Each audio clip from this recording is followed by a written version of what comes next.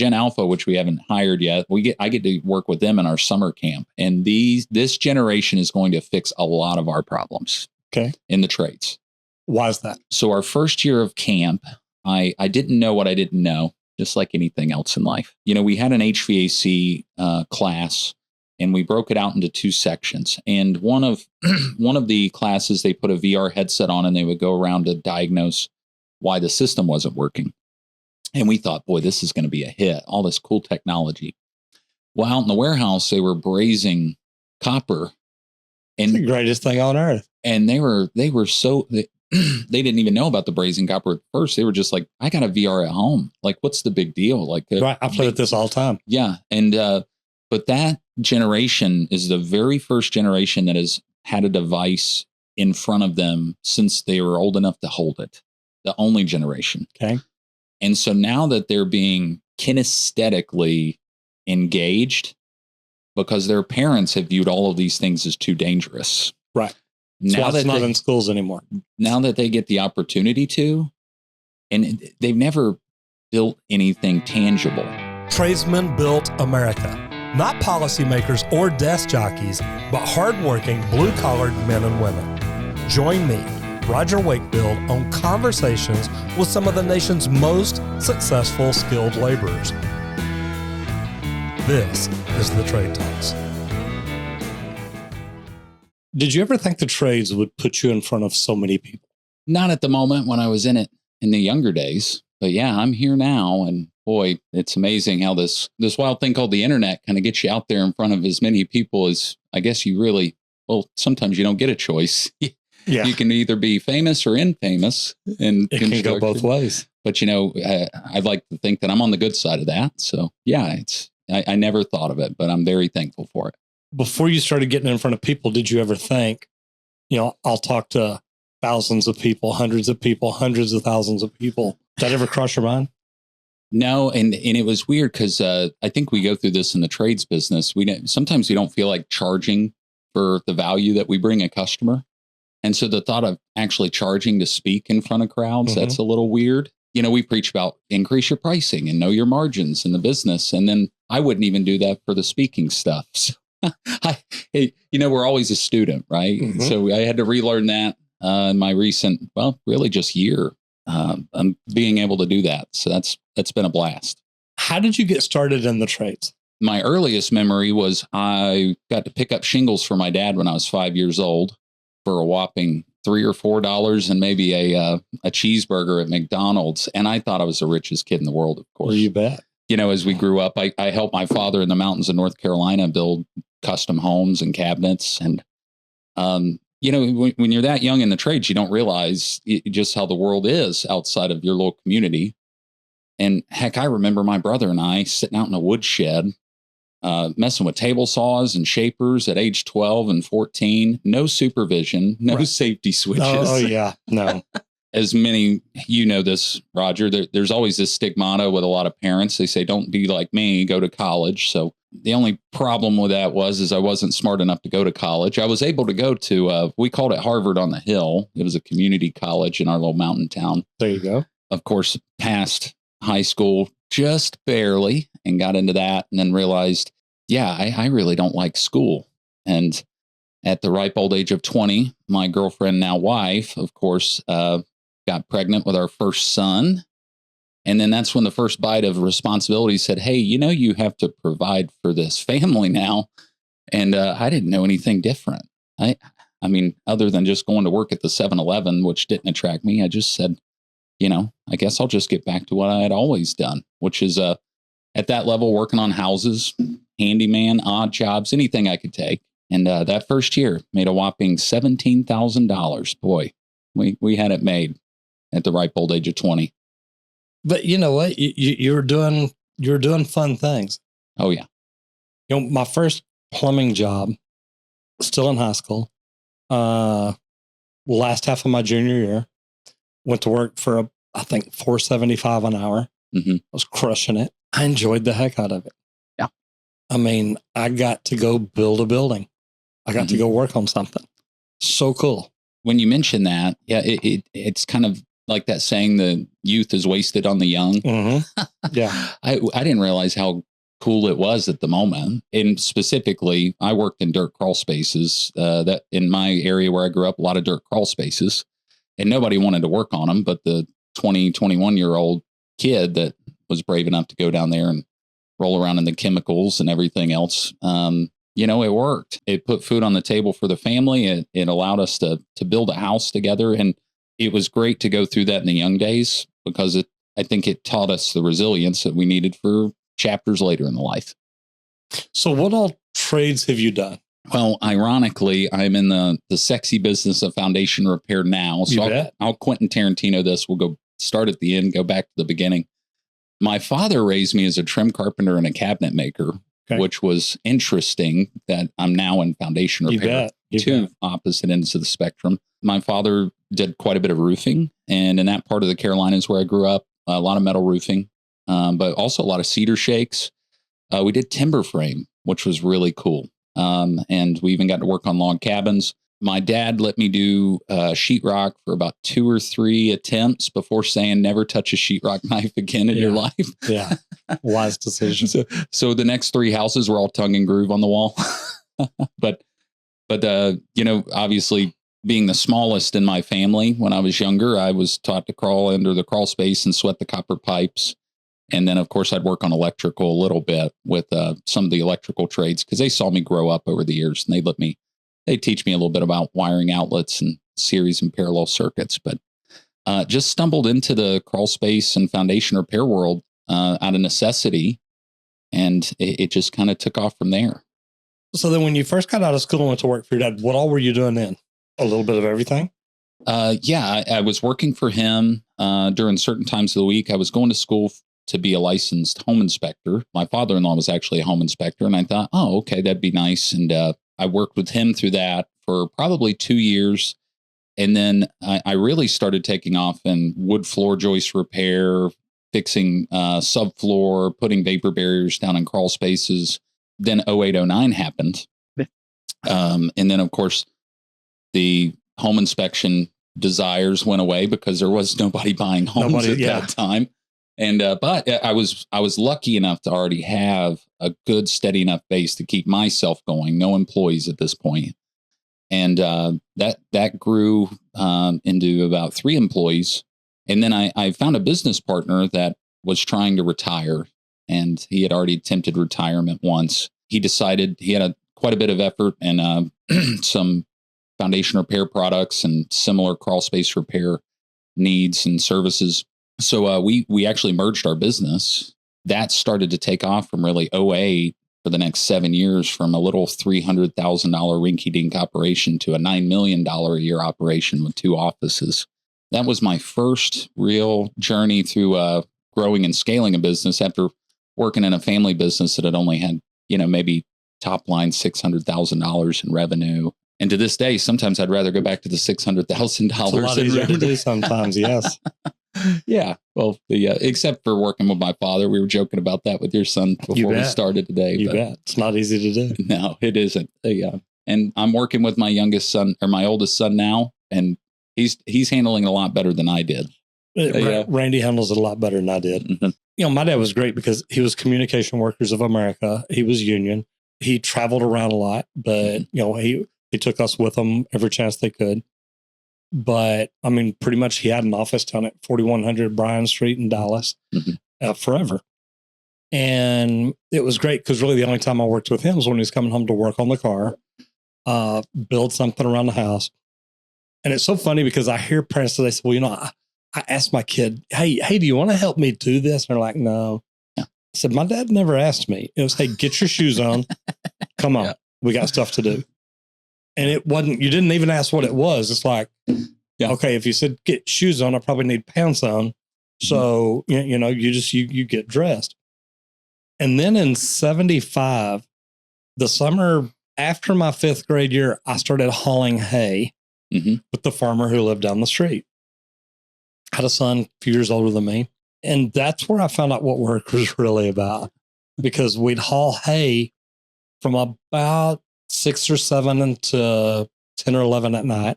when the sun's not out. Then we'd get up in the morning, we'd go drive tractors and cut it, rake it, and bale it. Mhm. So that's how I spent my summers. Yeah. And loved it. I mean, I didn't know any better. Yeah. You're talking getting paid $3 or $4 an hour or something. Man, we were making like a nickel a bale. I know. So I was going to ask you, was it bale hay or was it roll hay? No, it is baled. Yeah. This was back before there were rolls. Yeah, that's funny because we grew up on a farm. We cut hay for not only our farm, but others.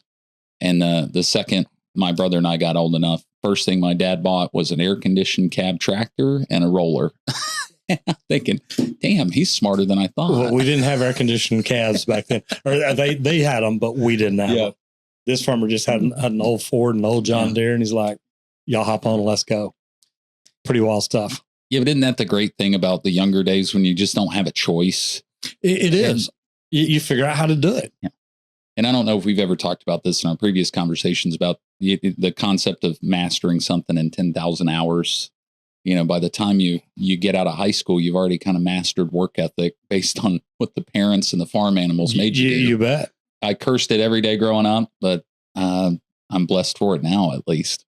When you left your dad, what'd you get into then? Is that when you found the partner, or did you try the things on your own first? Well, I was still working with my father a little bit. And then I really got to the point where my job, well, I say this as a 21-year-old, when that job started to take up 40, 45 hours a week, I just committed to that. And then it was probably another 2 years before I found that business partner. And we had ran across one another in several occasions just on job sites. It wasn't a cutthroat competitive market. We all got along really well. When we struck up that conversation, he was looking for a succession plan in his business. And it really at that point was the first step in, oh, okay, yeah, now we've got somebody that's got a different set of skills that I don't have. And it wasn't him, but I can't remember. I had coasted for a long time, just expecting, oh, this is what you do. You bet. You get the work order and, you get a call and you say, oh, you want an estimate? And you go out to the house and you say, all right, I'll fax you over an estimate or mail it to you. Or you peeled it off with the carbon copy paper. Then I can't remember who gave it to me. And this sounds terrible, but somebody at my ripe old age of 21 gave me a Zig Ziglar book.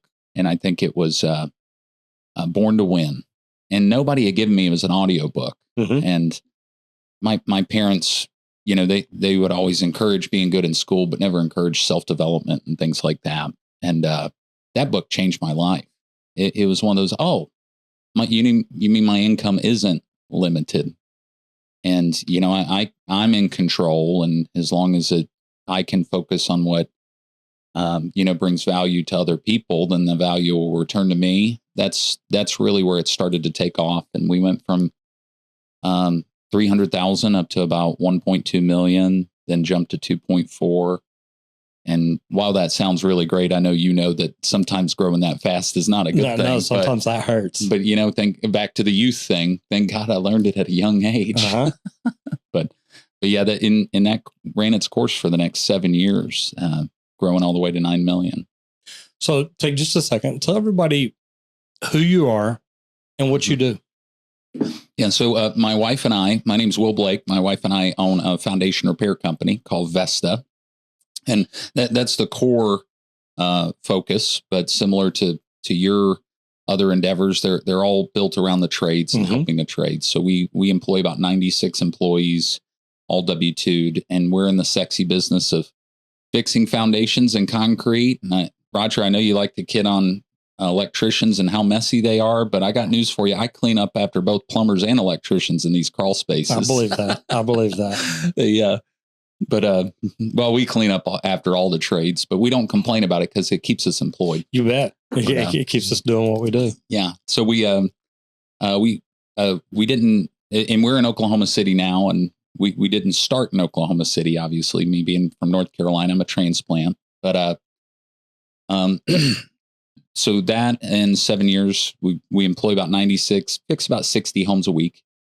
And then we also have a nonprofit that is called Construct My Future. It's essentially a summer camp for 7th and 8th graders where we teach them about all the trades: plumbing, electrical, welding, HVAC, carpentry, heavy equipment, concrete masonry. It's a blast. And then that also spun off into a software company that focuses on employee engagement, communication, but also payroll services, just specific to the trades. So, and I don't know what I'm going to do in the next 5 years, but we'll just add to the resume, I guess. I sat down the other day. I was with one of my coaches, and I drew me, and then started drawing all these spokes going out to all the different things that I'm doing. Mm-hmm.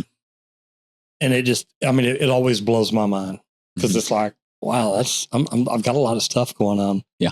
Luckily, I think I've got things set up pretty well. Randy's runs a lot of it.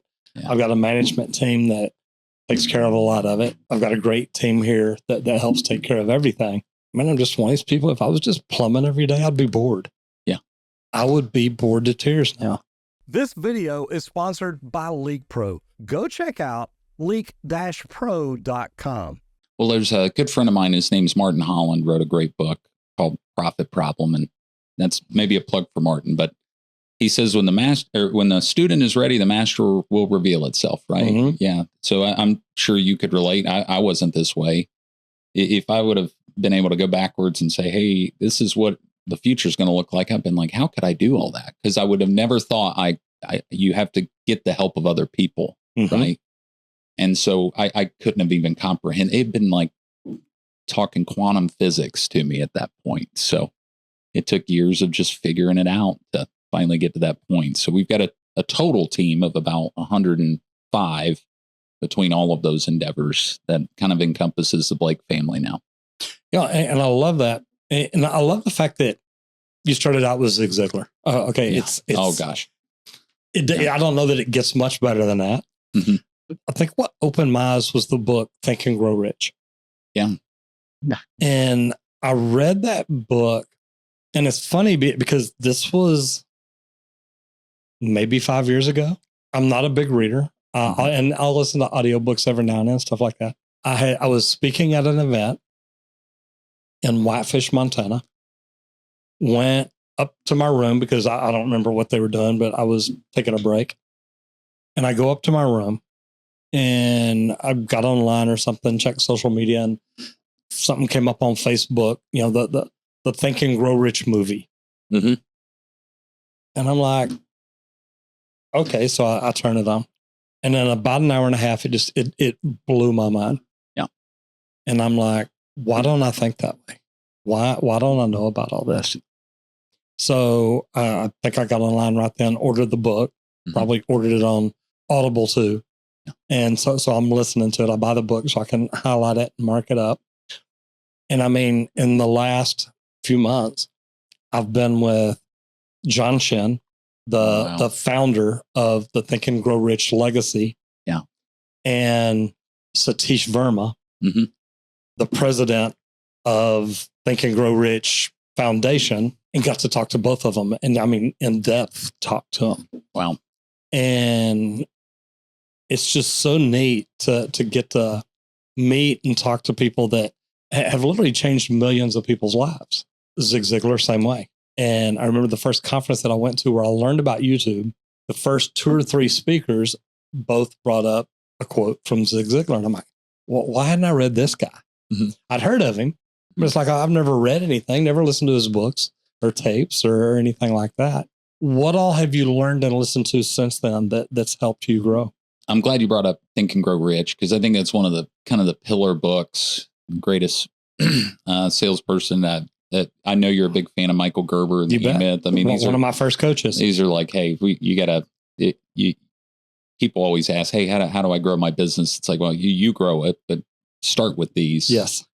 But I'm not very good at consuming copious amounts of books. And, me either. And I don't want to. Yeah. And I see friends of mine that they're like, yeah, I read about 3 books a month. I'm like, good for you, because I'm not going to do it. In fact, actually, I spent all last year going backwards and realizing all the books that I didn't absorb very well. And I wasn't putting them into practice. So there's certain ones that, depending on what I'm really needing to also emulate to my team, whether or not it's leadership or finance, extreme ownership is one that I have circled back around to. You bet. When we really have to focus on our core leadership team, that's a that's a keystone or a cornerstone book. When it comes to finance, I mentioned Martin Holland, Profit. He's got a book called The Profit Problem. And I'm not an accountant at heart. So those books put me to sleep. But he does a good job. And it also helps you explain margins in your trades business and how money works. And lately, I know this sounds weird, but I've been listening to and reading quite a bit on, relationships, because just the science behind it and things like that, understanding how human beings' brains work. Also, because I want to get to be a better leader, and the best way to do that is learn how their brains work. And then sales. And I had to dust my sales stuff off because we've got a group of new sales folks in our company. It's like watching baby calves walk. I tell you, Roger. It's it's like, I got to dust off some of the stuff. And talking about Zig Ziglar, one of the best quotes he ever had, I think, one of my favorite quotes was that kind of kicked me in the pants was, he said, "I was so good at sales." That's my Zig Ziglar impression. "I was so good at sales that I had to sell the dog. I had to sell the couch. I had to sell the TV." You bet. And he's like, "So try not to be as good at sales as I was." And that was the humor that I needed as a young man. Because when I started getting into like working the sales department of our company, which that's where they needed me at that point, I was really bad at it. And you have to deal with a lot of rejection, just like you do in any part of business. Mm-hmm. I think people forget that business is a lot of failure and rejection. But that's kind of where my core focus has been in the last 6 months, just dusting off some things and trying not to get hard on myself when I'm not finishing the book, and just trying to take the core message out and then put it to practice. Because heck, you can read all the books in the world, but if you don't take any action on it, that's the big problem. It's one of those people that all they do is go to conferences. Mm-hmm. That they go to 1 million conferences a year. And, people ask me all the time, "How did you get to do what you're doing on YouTube?" And I said, "I implemented." Mm-hmm. I went to the first conference. I walked out and for 3 days, I worked on like a game plan. That Friday, I had to leave early that Friday. So, I'm working in the plane. Mm-hmm. I get home, I go to bed, wake up the next morning, go to a radio show, come into the office, get up the next morning, go to church, mm-hmm. carry my ex-wife home, drop her off, come back to the office. And then Monday morning, it's like, you come in and plumbing happens. Yeah. Well, then you get everybody out and it's like, okay, we're changing the way we do marketing. We're changing it right now. Implementation is one thing that when I'm speaking at conferences, I speak about, because people come back and they're like, "Look, there were 6,000 people here at the conference you came to. Mm-hmm. You're the greatest story that's come out of this conference because you took what we talk about and did it. And now you could speak at this conference. You could speak on any one of these subjects. What is your big aha? What's the big secret? So the big secret's implementation. You talk about these people that read 3 books a month, which is 36 books a year. My thought is read 3 books a year, but read them over and over again. Yep. Read 1, read 2, read 3, go back and read 1 again. Mm-hmm. What are you implementing? What are you doing? You read the book the first time. You're going to breeze through it. You take notes if you want to, highlight if you want to. And I heard something really great the other day. Every time you go through the book, highlight a different color, because you're going to hear it different at different stages of your life. Even now, when I go back and read or listen to, and when I go to conferences, I normally carry Think and Grow Rich with me.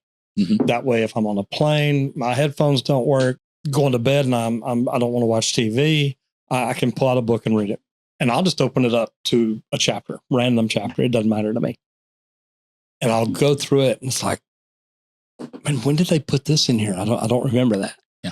And it's like every time I listen to it, every time I read it, I see or hear something different. I heard that said when you're a guy talking, it says, look, instead of reading 52 books a year, read 5 books, but read them 10 times. Mm-hmm. And I'm like, man, if I could master Think and Grow Rich like that, yeah, it'd be a game changer. Well, it's like that chapter in Think and Grow Rich about auto-suggestion, mm-hmm. just that the repetitive message will be the one that prevails, right? Yeah. And whether or not that's positive or negative. What is the voice in your head telling you? Yeah, Because you're going to believe it. Yeah. So if you're taking information from the subject matter expert, listen to it over and over and over again. And I have to do it for different reasons. I'm as ADHD as they come. My spirit animal is a squirrel. Yeah. No, me too. And my team makes fun of me about it, but they say, hey, that's your superpower. When we need you, we'll put the ADHD signal in the sky. So back to the trades. You're working with your dad. What along the way made you decide, look, I want to do this right. I want to do this good. I want to do this better than everybody else. So when I first started, and thank goodness my father, he was the guy that said, hey, the back of the cabinet's got to look as good as the front. You bet. They're like, Dad, listen, nobody's going to see it for 30 years. And he's like, I don't care. So I think that was a good message I didn't give him enough credit for in my younger days. So that kind of gave me a good foundation, bad pun, but good foundation to say, hey, whatever you got to do it right. You got to do it with intention. And that's one of our core values in all of our organizations. But it really started to come to fruition when I started to see that my actions were creating value for other people, not just the customers, but employees, right? And employees are challenged just like kids, right? They come with their own good stories and bad. But when you start to see value out there being provided to families that you may even never meet, I mean, that's powerful. And you get paid for it to boot. You bet. And so me and my mountain North Carolina redneck mindset was like light bulb, but it was an element light bulb and it was flickering a little bit, but it finally got lit up and it said, oh, so now I need to take this seriously. And I didn't know at that time the ability of, being able to sell a business or anything like that. It was just, oh, wow. Like, so as the organization grows, we help more people, the business grows. And then of course, hopefully our wallets grow. Sometimes that's that happens. That's another naive young message there.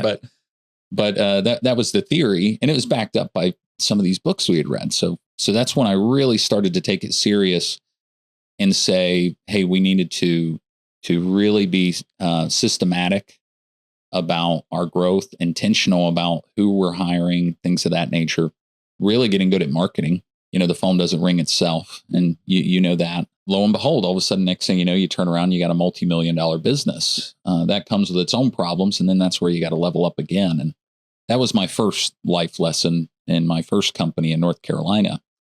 That what got you here won't get you there. And that was a terrible time in my life, losing that business. But boy, it taught me a heck of a lot going forward to the next one. So. And it's funny because I try to tell people now, look, grow a business you don't want to sell. Yeah. Okay. Build a business that literally you don't want to sell it. It makes it easier to sell because then it's like, look, I heard a guy sell a building one time or sell his business one time. And he was talking to somebody that makes enough money they could have bought whatever. Yeah. And he said, how much would you take for your business? He said, well, number one, you can't afford it. And the guy starts laughing and says, I think you know better than that. He says, It's just always been my patent answer. Yeah. He says, the thing is, I don't want to sell it. He says, okay, now I understand that one.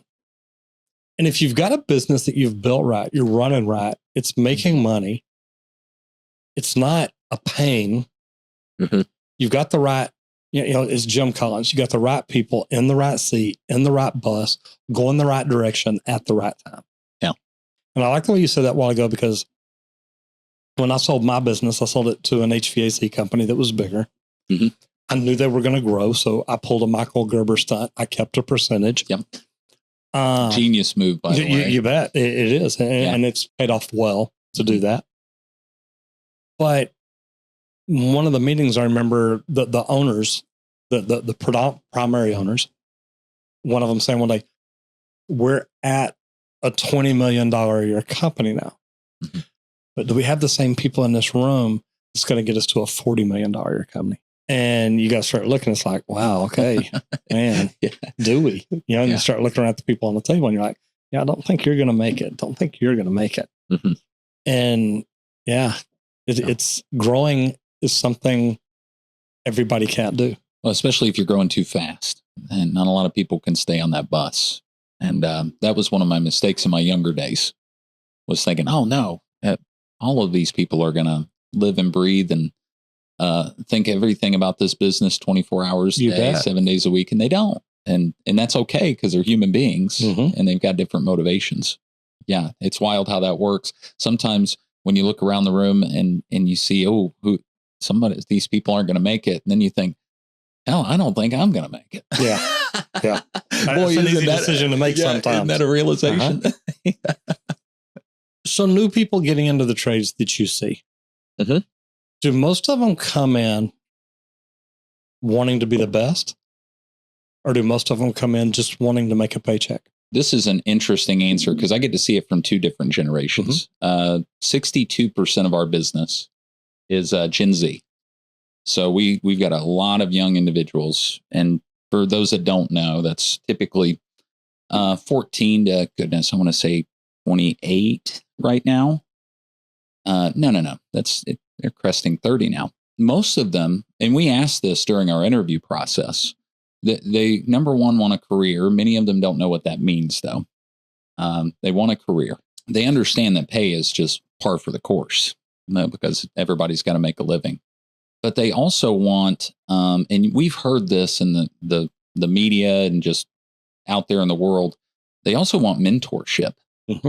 And that's not 100% of them, but most of the employees that we interview, candidates that we interview, and employees that we hire, those three things are very predominant.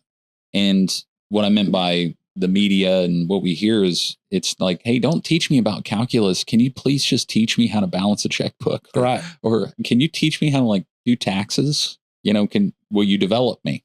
Right. And that's important. And also that I should say that the base of all that is, hey, what's your purpose? And that's really powerful for many of our younger employees. Gen Alpha, which we haven't hired yet, I get to work with them in our summer camp. And this generation is going to fix a lot of our problems in the trades. Why is that? So our first year of camp, I didn't know what I didn't know, just like anything else in life. We had an HVAC class, and we broke it out into two sections. And one of the classes, they put a VR headset on, and they would go around to diagnose why the system wasn't working. And we thought, boy, this is going to be a hit. All this cool technology. Well, out in the warehouse, they were brazing copper. And the greatest thing on earth. And they were so, they didn't even know about the brazing copper at first. They were just like, I got a VR at home. What's the big deal? Right. I play with this all the time. Yeah. And, but that generation is the very first generation that has had a device in front of them since they were old enough to hold it. The only generation. Okay. And so now that they're being kinesthetically engaged, because their parents have viewed all of these things as too dangerous. Right. Now that it's not in schools anymore. Now that they get the opportunity to, and they've never built anything tangible. And I'll use my brother-in-law as a good example. He works in the trades now, but he sold insurance for the longest time. I asked him, I said, why'd you get in the trades? And he said, every day of my life, I created something that I couldn't touch or feel. It wasn't real. That doesn't mean he didn't bring value to people. You bet. But to him, it didn't. So the same is for this entire generation. They're not seeing the results of their work because it's all in a digitized world. But now when they can see, hey, I took two pieces of metal and fused them together with some magic out of this box called a welder. You bet. They are infatuated with it. And it's not just a half and half. And I know each generation wants to hate on the younger generation beneath them, but Gen Alpha, man, they are awesome. And now that we've acknowledged that, we've done 3 years of this camp, and it just keeps getting better and better and better. And things that we would have considered unsafe, we're actually, no, this is completely safe. We have all the parameters, and let's get these kids involved. So we've gotten to do a lot of that, and it's been eye-opening, and it gives me a lot of hope for the trades in the future. No, I love it because I bought this 10 acres less than a year ago. Mm-hmm.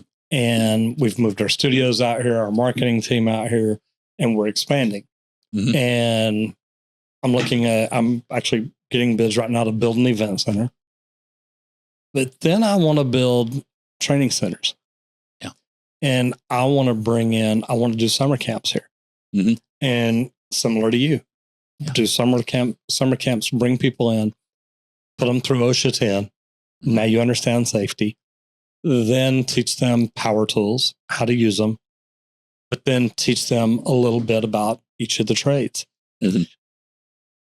Kids aren't learning that in high school anymore. We've taken trades out of schools. Now, luckily for me, Texas is bringing it back. Yeah. Texas has plumbing in high schools, and I think Frank Denton said 70 schools in Texas now have it. You go to school your freshman year, then you hear about the plumbing program they're offering. Yeah.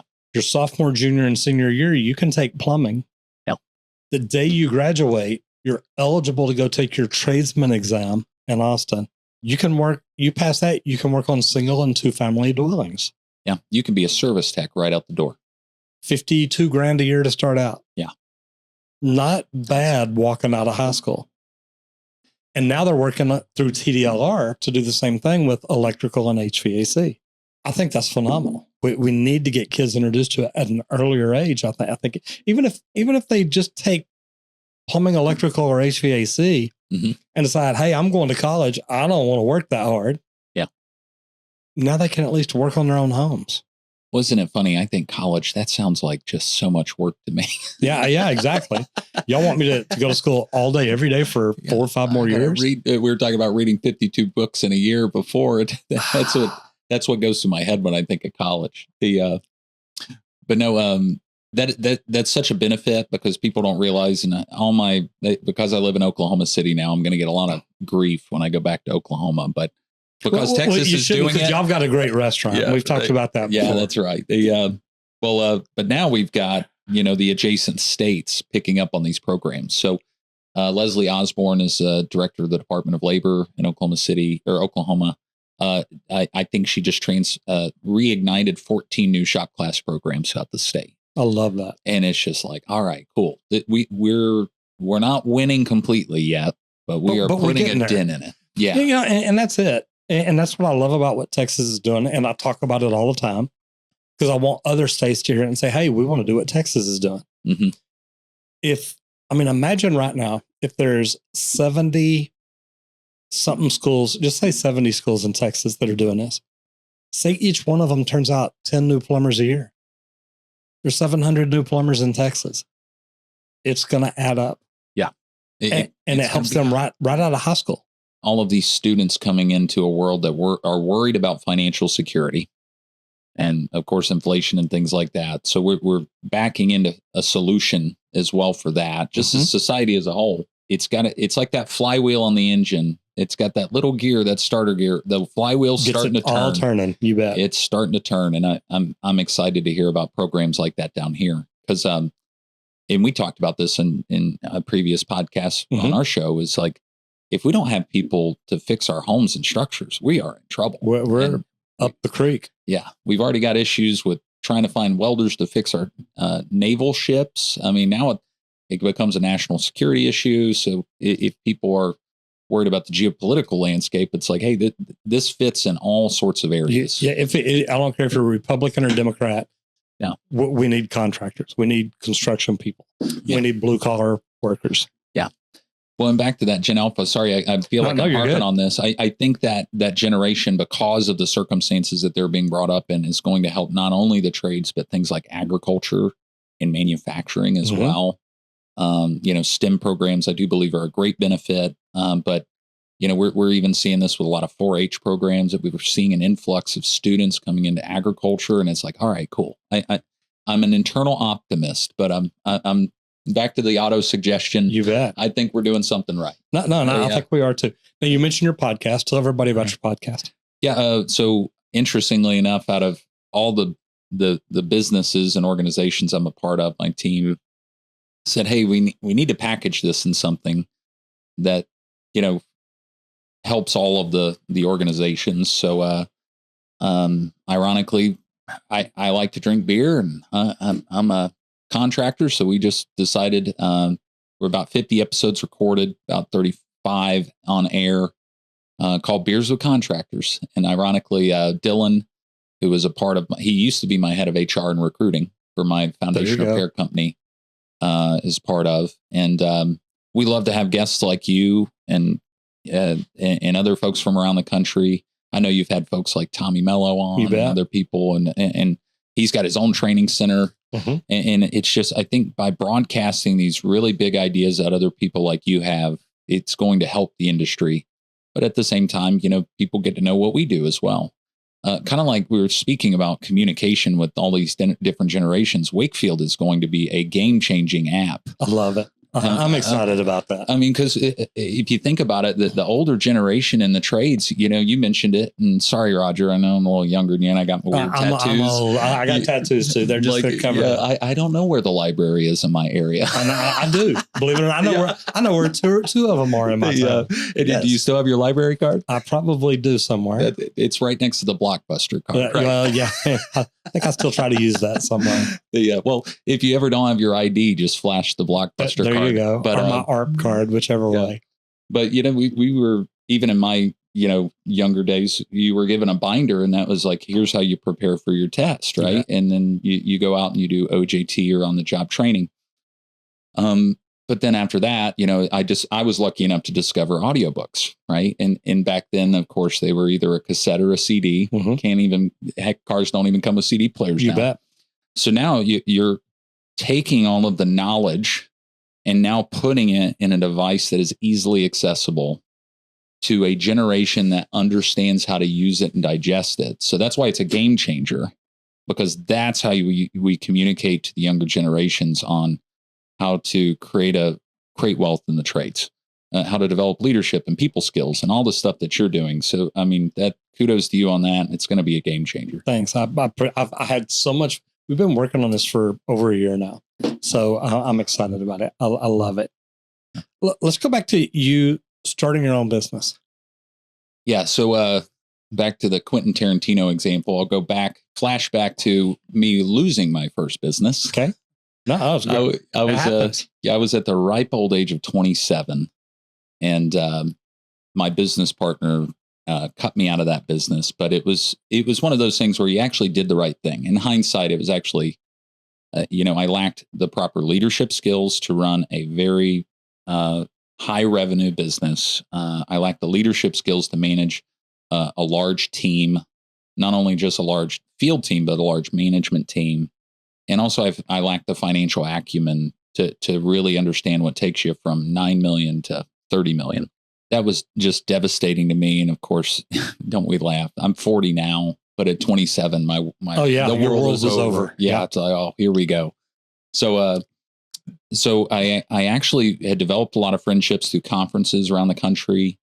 And some of them wanted us to help them in systems and processes. So I helped a few companies. My wife and I did.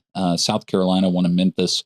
But a good friend of mine who operated a very large outfit in Virginia heard we were kind of on the market and said, hey, I want you to come up here and work for me.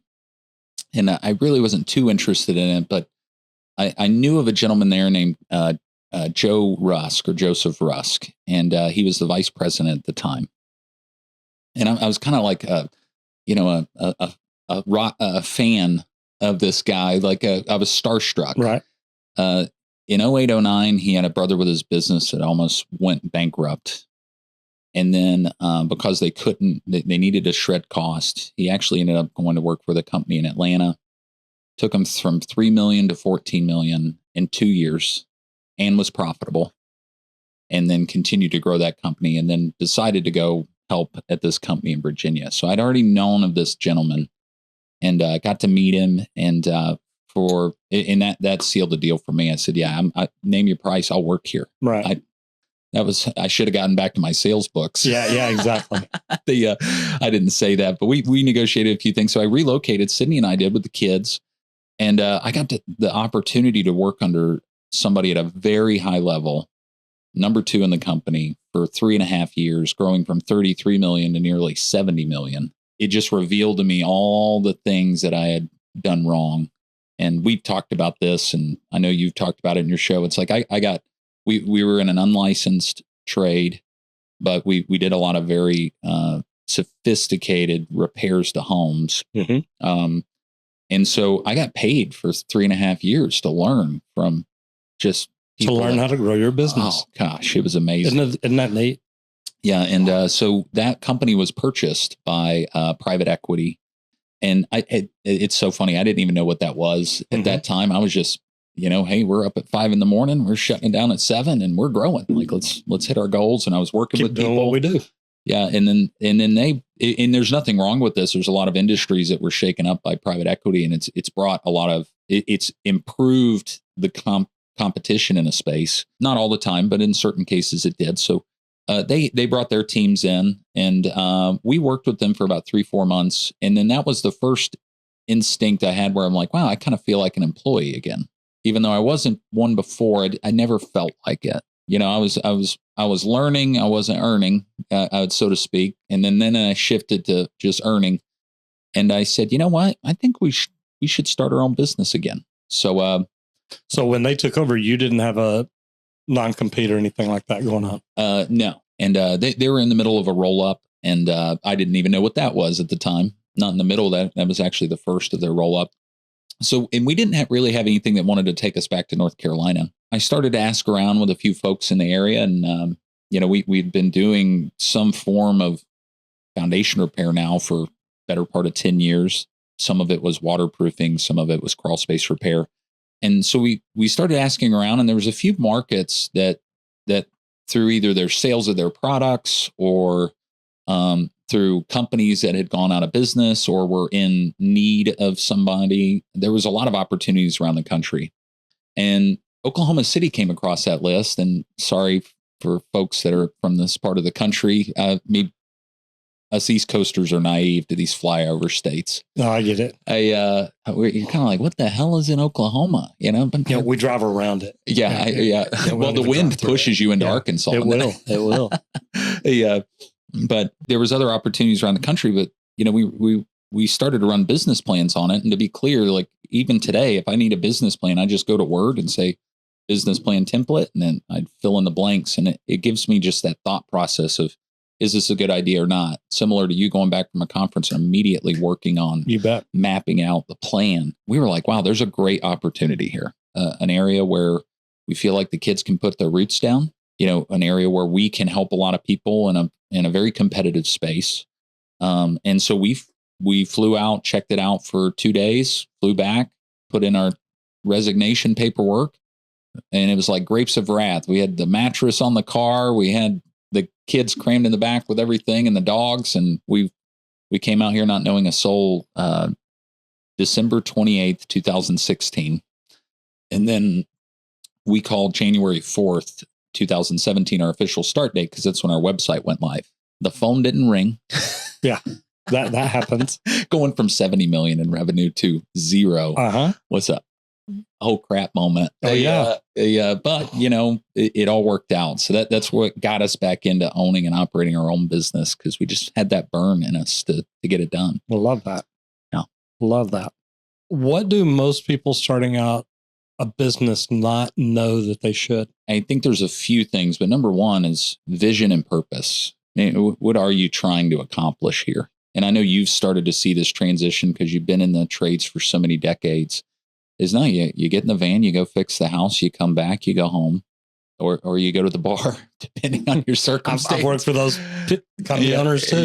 Yeah. They, number one is like, where are you going? What are you trying to accomplish? And I think purpose in the business is really important, other than making money. And if that's your only reason to open a business, it's not a good enough reason. Oh, gosh. It's really not. Oh, and nobody will want to work for that type of business, unless it was like, hey, we're going to sell in X amount of years, and you're going to get some stake. But that's very rare. But having that vision first and foremost, and then this from Michael Gerber, and we could say this till we're blue in our face, but understanding systems and processes is so key. And I suck at that. I'm not a systems and process guy. I never have been. I'm the 30,000 foot. Wait, why can't this do this? Why can't this do this? Yeah. Let's make that happen. I'm getting better at it as I go. And I understand the reasoning behind it and how it works. And I guess the easiest way to explain it is, every time you get in your car, you put your foot on the brake, you stick the key in, you turn it, it starts, you put it in drive, you take the foot off and put it on the gas.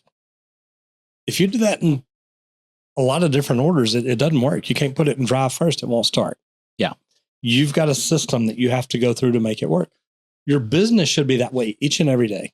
Yeah. And I was with a bunch of our entrepreneurs one day, and one of them said, anytime you do something more than once, create a process for it. Yeah. And I'm like, God, I love that. Yeah. Well, and it's wild to think how simple it is now. You know, I was fortunate enough that I was very good at systems and processes. And I'll give a good example where, like all of our trucks, we know we have to track our fleet. We have to track our tools. We have to document service manuals, service records, insurance, all of that, DOT records. So all of our trucks are named after a Marvel superhero. So you look at the front fender, it's got Captain America's shield on it. Well, all of the tools inside of that truck have the same sticker on the tool. So you know that belongs there. So that was a very simple system and process that we made fun and brought into our culture. And, I met a great company a few months ago, Morrison Cups. They manufacture styrofoam cups and plastic. We talk about how sexy our business is, and that it's like, what do you make? We make cups. That's it. And they've got a great culture, but on their machinery, they have a QR code. One is in Spanish, one is in English. And Omar, the operations manager, I got to give him credit for this. When you scan it, it's just a video of Omar showing how it works. And that's it. It's just a backlink to a YouTube video. Mm-hmm. And that most of them are 30 to 45 seconds. And then you go around the machine where they got to change something. There's another QR code. It's like Omar put QR codes everywhere. But that's phenomenal. And I was like, damn, Omar, that's smart. But but also I don't think anybody should be under the illusion that systems and processes are firmly set in stone because, another good friend of mine that owns a coffee shop hates Chick-fil-A employees.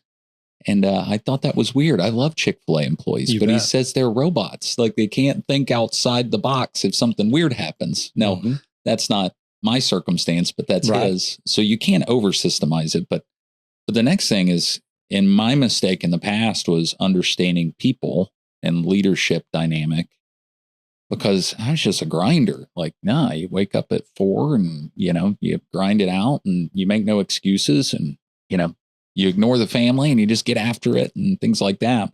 And then I think the fourth one, which is really important, is understanding how money works in specifically a trades business, because there's a lot of folks out there that unfortunately, I think prey on trades businesses, like loans with insane interest rates, equipment loans that you'll pay double for that, and understanding inventory and things like that. I think that's really important, because a lot of the folks getting in the trades that want to start on their own, they're co-signing for everything, and they don't realize the implications there. And you're helping with that with Wakefield and stuff, which is awesome. So those are the four: leadership, systems, processes, people, and then finance. I think are key. I want to go back. You talked about leadership and communicating with people and things like that. I studied PCM, process communication model, similar to DISC. I tell people it's like DISC on steroids. It's instead of 4 different personalities or the 4 quadrants, there's 6. So there's like 716 different personalities that people can be. And you figure what their base and their phase is. And I'm a promoter. I'm a high D. And I mean, it's obvious when you get to know me. And what gave it away, right, Roger? Yeah, as long as we understand I'm right, we're going to be good. Yeah. It was so neat because you start learning what's important to different people and the way they think and the way they communicate. And it's in their words. And I keep telling people, look, if you'll learn stuff like this, you can communicate with people in their language. If I know you speak Spanish, you speak Russian, you speak German, and I just try to speak English the whole time, we're not communicating. I'm talking, nobody's really listening. But if I can learn to speak each language, and I can speak to you in your language, you in your language, and you in your language, now we're going to work together, because it's like, wow, I understand exactly what you're saying. You're saying it the way I want to hear it. Yeah.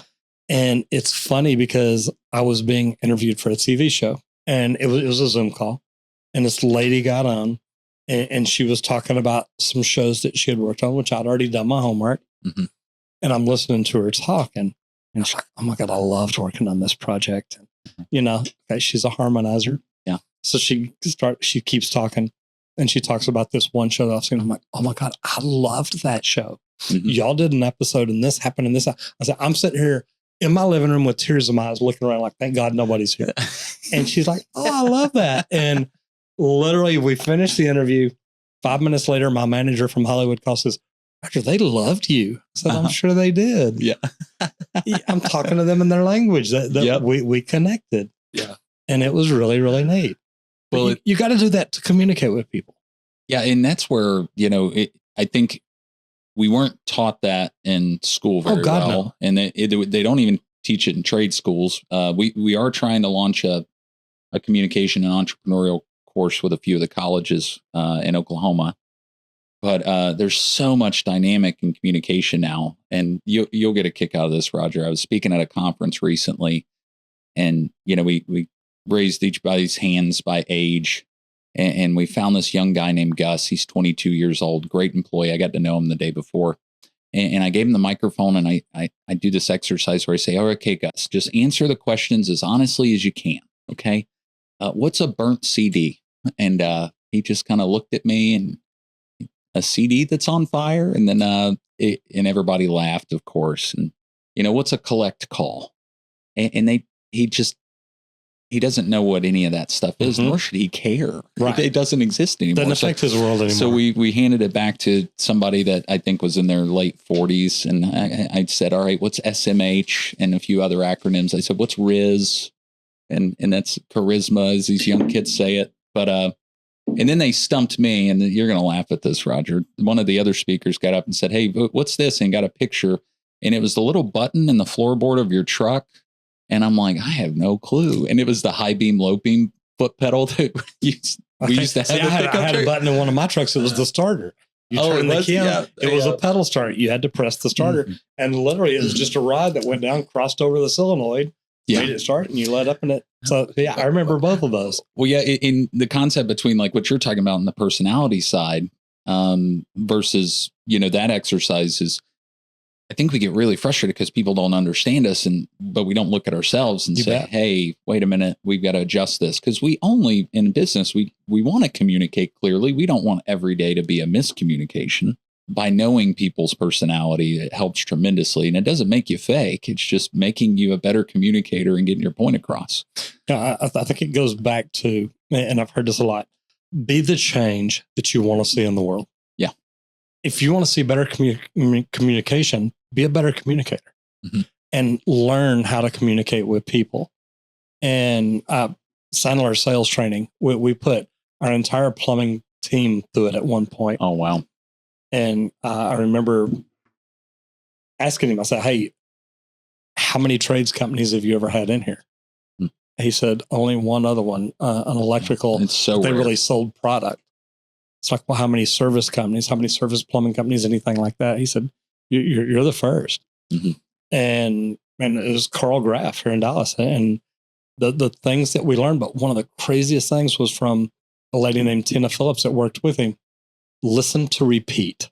Don't just listen. Listen so well that when somebody says something, you say, "Okay, so what I understood you to say was else." Then they know you're listening. Yeah. You're paying attention. I tie that in later to Brendan Burchard. He says, pretend that every time you see somebody, they have "see me, hear me, acknowledge me, and love me" written on their forehead. Mm-hmm. Yeah. Be the change you want to see in the world. If you want to see better communication in your company, be the better communicator. And when you have all that, I mean, you're going to bring more value in the marketplace. You're going to grow. Your business is going to be more valuable, whether you want to sell or not. I make a joke at my company. I don't have an office, and I make a joke because it's like, if I don't have an office, my company's more valuable. But that also forces me to not be behind any closed doors. You bet. No, I like that. And so it's a little bit of a plug, and honestly, I'm naturally restless. So I don't want to be tagged down into an office doing task work. Right. I'd rather be down here talking to you. You bet. It's a lot more fun. It's one thing I used to tell foremen and superintendents that worked with me or under me. most important thing you can put on a job site are your footprints. Yeah. And put them That's all pretty over. cool. And because you get a lot of them that they're in the office. It's like, man, I got all this paperwork to do. That's great. But if you're not out there seeing your men, talking to your men, helping your men, being involved with your men, you don't really know what's going on, even if you are sitting here studying these blueprints every single day. Yeah, that's right. How do we get more people in the trades? Well, I think first and foremost is, and this is not just for me, but Jason Dorsey wrote a great book called Z-Economy. He has a research development firm that just does polls and studies all across the country, different age groups, different generations, for different industries. And he said, number one, concern for most folks 30 and under applying for trades positions is they are viewed as unsafe. And the fact is they won't even click on an application. And so we need to change that perception. And you know, like this podcast you have is an instrument for good. I know in our podcast, Dylan got into the electrical because of some of your podcasts. Right. And because it was portraying the trade and what it really is, not what these short, call it epic fail video montages are doing that make job sites look insanely scary and just unsafe. So we've got to put more content out there that is pushing against this norm that it's meant for gruff old men, i.e. men, not women. You bet. And you're going to get yelled at and teased by the guys with the licenses, and it's unsafe, and you know, all these accidents happening, and it's creating this psychological box that I think for a lot of folks that can easily consume it through social media that says, no, I think I'm going to go work at, you know, the Amazon facility or Walmart or, you know, a Subway or something like that, because that's safer. But it's not just the trades. And I thought about this the other day. We got Caitlin Clark in the WNBA right now, getting beat up by the veterans, getting talked trash to. We got drug dealers on the Olympic teams, or drug users, from Baylor. We give up war criminals to get her free. And now she makes the Olympics, but this lady who set more records in college, scored more points than anybody, male or female, in the history of the game, doesn't make the Olympic team. The refs are letting other people beat up on her. Flagrant fouls that are obvious as part of the game. If you get in the trades, you're going to get an old grumpy guy gives you a hard time. Yeah. It's part of it. Is it always right? No. I remember the first plumber I worked with had a toolbox that he built himself out of 3/4 or 1 inch plywood. It was about 3 feet long, a foot wide, a foot deep, had a rope handle on it. I rode with him to work. He'd park about a half mile down the road for the free parking spot. Roger had to grab his toolbox and carry it all the way back to the job site and up to the floor. Yeah. I'm like, we'd pull up and like, dude, let me out right here and I'll grab your toolbox. Yeah, no. We'll just ride with me. But that was part of my learning. Yeah. So I get it.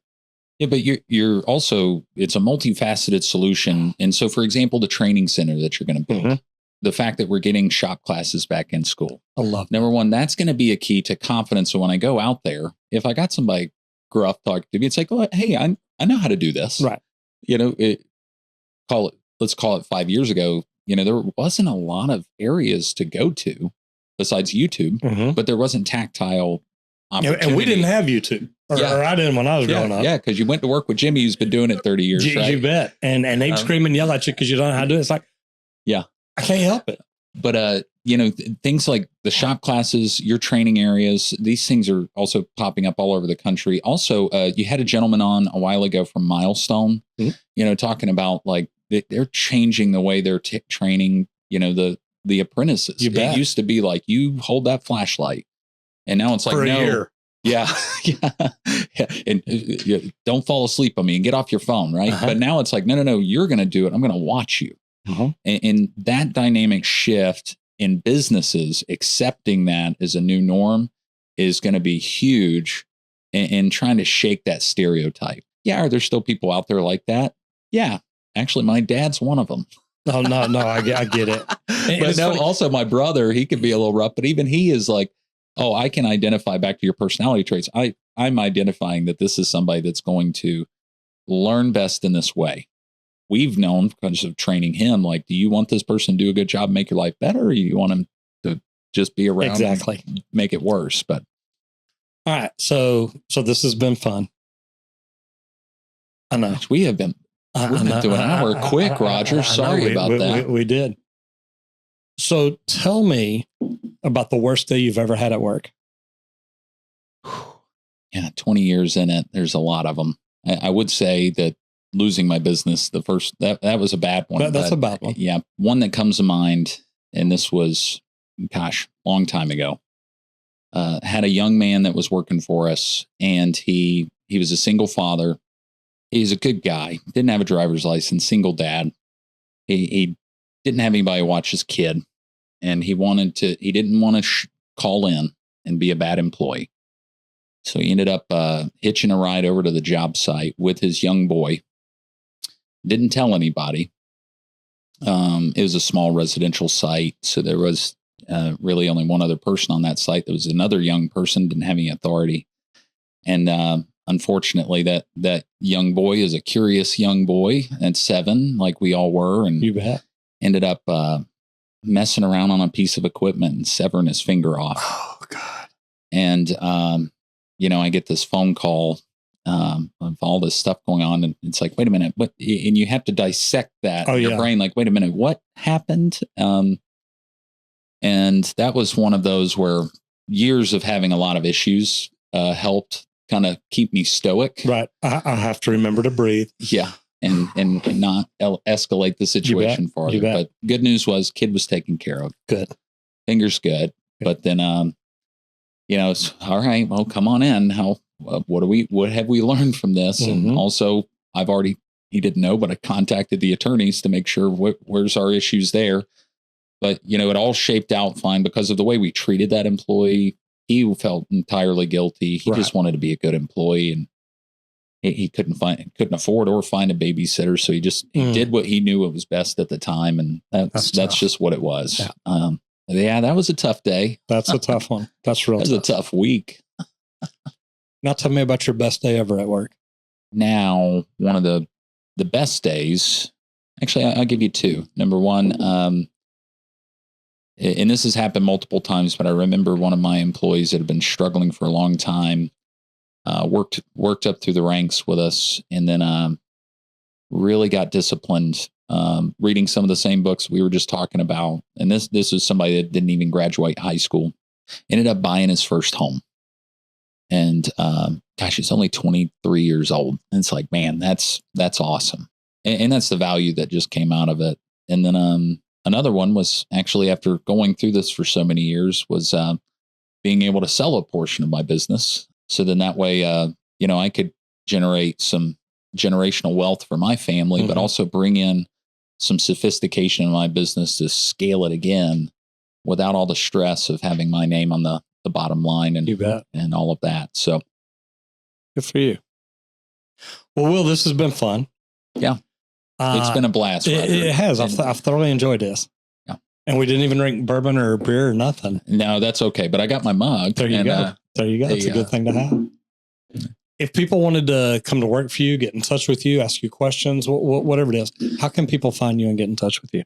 Yeah. So one great way is WilliamWalkerBlake.com. That's my personal website. And that's where they can find out about all of my businesses. They can look up Vesta, which, by the way, branding and marketing wise was a horrible name. I believe that. The V is phonetically challenging, but Vesta is the Roman goddess that protects home and hearth. And we fix foundations. So that was why we called it there. But Vesta, foundationsolutions.com for that. For our software side, which is performance.io, performance.co, that's PER, the number 4, MANCE.co is the website. And that's a performance-based payroll system that we built for trades companies. Love that. And then last one, sorry about the long resume. Oh, no, you're good. ConstructMyFutureOK.org is our construction camp. So, except for the OK, that's wonderful. I know. But we hope to have a Construct My Future TX Camp TX someday. So, and we're working on Construct My Future AR right now for Arkansas, but that'll be next summer. Good deal. Cool. But yeah, thanks for having me, Roger. I always have a blast with you, and I'm glad you were on our podcast several weeks ago. Thank you, sir. And tell everybody about your podcast again. Yeah, Beers with Contractors. It's on Spotify, and it's also on Apple and YouTube. So, and we got a little boost because you're so prevalent on YouTube. So thanks. I love that. That's been our weakest platform between Apple and Spotify. So appreciate that. We just went over 1 million views on YouTube for our podcast. Congrats. Yeah, well, I appreciate what you're doing for the trades, and can't thank you enough for what you do. And I'm pumped to see where Wakefield app goes next. Thank you so much.